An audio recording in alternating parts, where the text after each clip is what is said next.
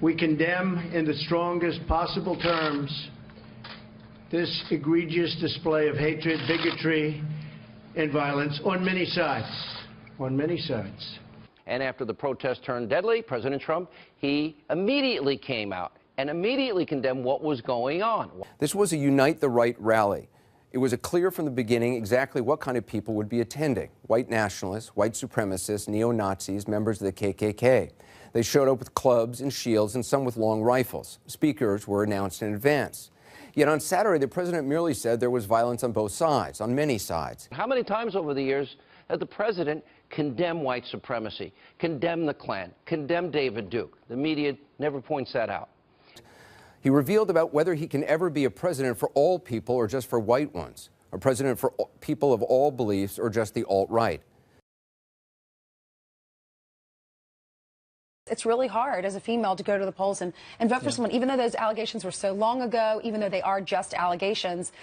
After Harvey Weinstein, it's just hard. I think this is a referendum on Harvey Weinstein. And even that said, it is not that much of a win, less than 2 points as it stands now. I have to say, this is a huge defeat for President Trump. Yes. This is deep red Alabama. President Trump made the calculation that he was going to double down. He was going to stick with this candidate, the candidate who followed the Trump playbook for when there are allegations against you, just deny them all and attack the people accusing you, and it failed. And for those trying to use Moore's defeat to damn conservative populism, remember, the populist issues that Trump won on were literally, I don't think, no time when I peeked in on the election did I hear any of them discussed. And look, it's a huge victory for the country, frankly, for Alabama, for the country. We would have been sucked into this circus atmosphere. They were going to have an ethics investigation of him immediately. And telling every woman in America, every millennial in America, every Hispanic in America, every African American in America, every gay in America, this is what the Republican Party stands for.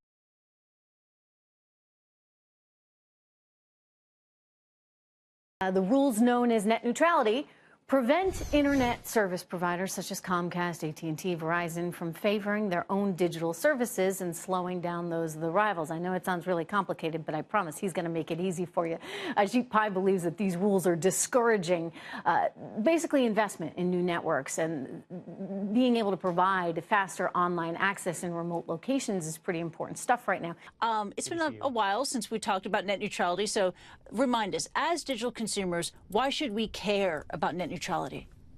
Well, net neutrality is one of the fundamental principles that has allowed the internet to grow and to become the democratic force that it has become. The mainstream media, maybe we should just call them what they are, the leftist media there. The Washington Post, anyway, writes this today, sir. This decision is only for the benefit of the largely monopoly services that deliver the internet to the consumer.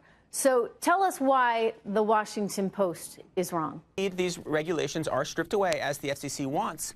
We don't know what will happen. The telecom providers, and there's a very small number of them in this country, which is one of the problems, have said, oh, we're not going to do anything bad. We wouldn't harm consumers. We wouldn't harm internet freedom. Just trust us. Let us be.